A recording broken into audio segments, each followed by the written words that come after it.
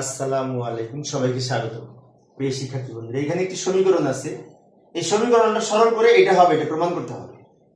প্রথমে আমরা একটা কাজ করব। এই যে উপরে লম্বা নট আছে না, এটা ভেঙে তিনটা অংশ করব। এর উপরে বি এর উপরে সি এর উপরে ডাবল নট হবে, কারণ আগে একটা নট আছে। কিন্তু ভাঙা যাবে, শর্ত হচ্ছে প্লাসটা ইনটু হবে। প্লাসটা ইনটু হবে। এই যে লক্ষ্য করি, আমি আরেকবার বলছি। যোগের উপরে যদি পূরক থাকে, এই পূরকটা ভেঙে আলাদা করা যায়, তিনটা চলকের উপরে দেওয়া যায়।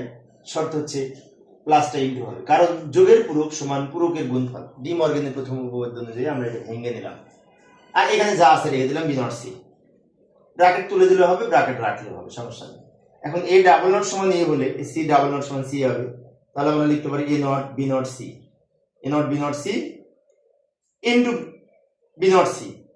এখন এখানেও বি নট সি, এখানেও বি নট সি, দুটো কমন মিলে একটা হবে, কিন্তু একটা হয়, কেননা এই এ ইনটু এ গুণ করে যে এ হয়, তো বি বি নট সি গুণ করে একটা বি নট সি হবে, দুটো করবে একটা হবে, সেম জিনিস।